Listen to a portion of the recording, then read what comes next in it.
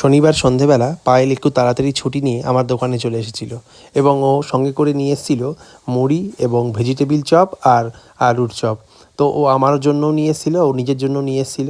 তো আমরা দুজনে খাবো বলে ও আমাকে দিল।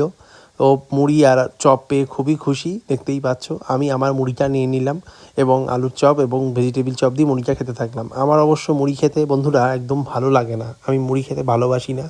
তো পায়েল খুবই রাগারাগি করে এটা নিয়ে, কিন্তু কী করবো, আমি মুড়ি খেতে ভালোবাসি না। চপ দিলে আমার কোনো আপত্তি নেই, চপগুলো আমি খেয়ে নেবো, কিন্তু মুড়ি আমি খাবো না। তো এটা নিয়ে আমার খুবই সমস্যা। তোমরা কারা কারা মুড়ি খেতে ভালোবাসো একটু জানিও, আর কারা কারা ভালোবাসো সেটাও জানিও। যাই হোক, আজকে যেরমই হোক না কেন, আজকে একটু সন্ধেবেলায় দুজনের সময় পেলাম অনেক দিন পর, কেননা সন্ধেবেলা আমরা একসাথে থাকি না। ও পড়াতে যায় এবং আমি দোকানে থাকি। তো আজকে হঠাৎই ছুটি পেয়ে আমার কাছে চলে আসে এবং মুড়ি চপ দিয়ে একটি সুন্দর সন্ধেবেলা কাটে দুজনের, একটু আড্ডা, একটু গল্প। আর এই সন্ধেবেলাটা বেশ স্মৃতি হয়ে থাকবে আমাদের কাছে। আর ওই দেখো, এই আড্ডা গল্পের মধ্যে আমি একটুখানি মুড়ি নিয়ে সেই ছোটোবেলায় মনে পড়ে আমরা দাঁত বানিয়ে, বড় বড় দাঁত বানিয়ে ভূতের মতো ভয় দেখাতাম। তোমরা কারা কারা এরকম করতে, মুড়ি দিয়ে ছোটো বড় বড় দাঁত বানিয়ে ভয় দেখাতে বা ভয় পেতে?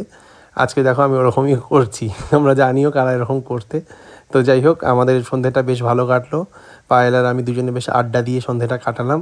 বেশ ভালোই লাগলো আজকে অনেক দিন পর এরকম একটা সন্ধে পেয়ে।